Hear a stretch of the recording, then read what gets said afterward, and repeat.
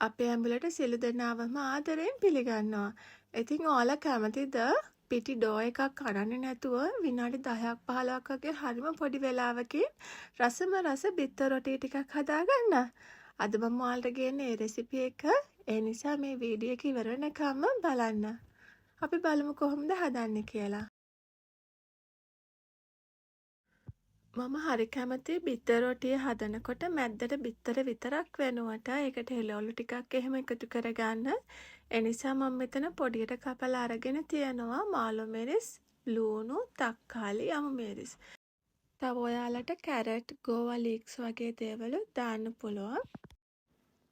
ඊළඟට මම මෙතන බිත්තර 3ක් අරන් තියෙනවා. ඉතින් ඔයාලට අවශ්‍ය ප්‍රමාණයට ගන්න පුළුවන්. මුලින්ම බිත්තර ටික හොඳින් ගහ ගන්නවා.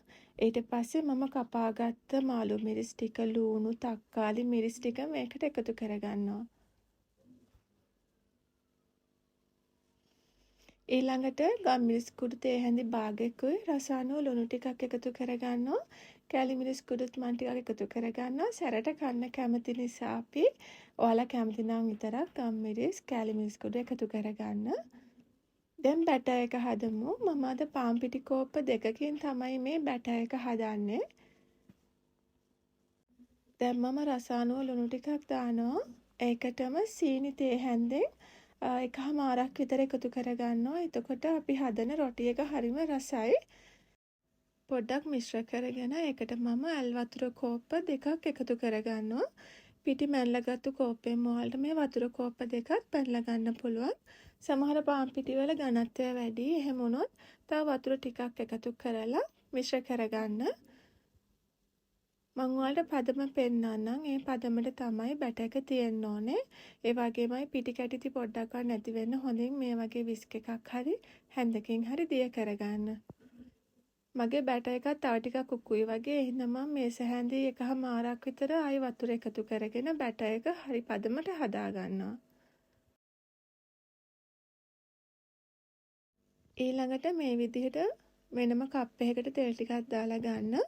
තව සිලිකන් බ්‍රෂ් එකක් ඕන වෙනවා. ඔයාලට සිලිකන් බ්‍රෂ් එකක් නැත්නම් ටිෂු එකක් උනත් පාවිච්චි කරන්න පුළුවන්. අපිට මේක ඕන වෙන්නේ තෙල් ටිකක් අපිට රොටි උඩින් ගා ගන්න වෙනවා. ඒ නිසා මම දැන් පෑන් එක හොඳට රත් වෙන්න තියලා තියෙන්නේ. මේ විදිහට හොඳට තෙල් ටික ගාගෙන බැටර් එක දාගමු. පේනවා ඇති ඔයාලට මගේ බැටර් එක හරිම ස්මූත්. ඉතින් මේ ගාන තමයි ඔයාලා බැටර් එක හදා ගන්න ඕනේ. මං හැන්දෙම මේ වගේ හොඳ තුනියට තෝසෙ දානවා වගේම දාගන්නවා. එතකොට ගොරෝසුවට රොටිය හැදෙන්නේ නැහැ. හරිම රසයි. රොටිය පෑන් එකට දැම්මට පස්සේ තප්පර කිහිපයකින් උඩ තෙත ගතිය සම්පූර්ණයෙන්ම නැති වෙනවා. ඒ වෙලාවේ තමයි මේ විදිහට බ්‍රෂ් එකෙන් තෙල් ටික හොඳට දාගන්න ඕනේ. ගොඩක් ගන්න මම ගාපු ප්‍රමාණයට වගේ පොඩ්ඩක් ගාලා අනිත් පැත්ත හරව ගන්න ඕනේ. අනිවාර්යයෙන්ම ලිප මද රසෙන් තියාගන්න අමතක කරන්නත් එපා. හරවගත්ත පැත්තට මුලින්ම දාන්නේ බිත්තර මිශ්‍රණය ටිකක්. ඊළඟට මම ගෑරප්පු 2ක් අරගෙන මේ විදිහට හතර පැත්තෙන්ම නවා ගන්නවා.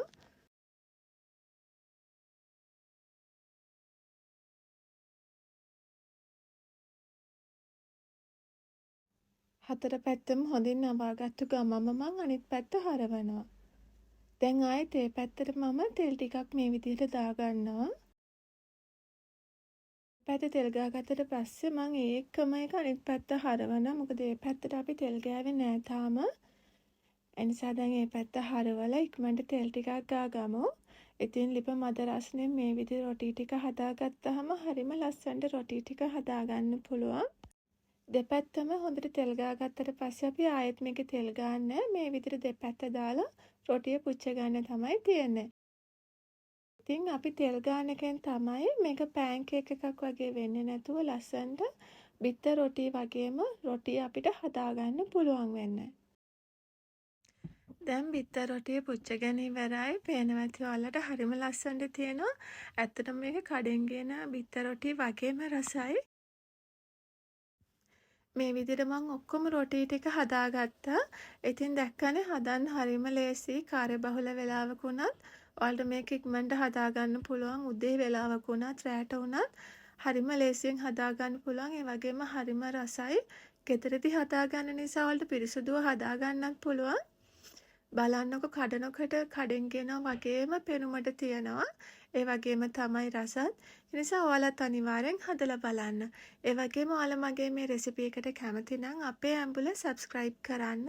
අපි තවත් දවසක මේ වගේම රසවත් කෑමකින් නැවතත් හමු වෙමු. හැමෝටම සුබ දවසක්.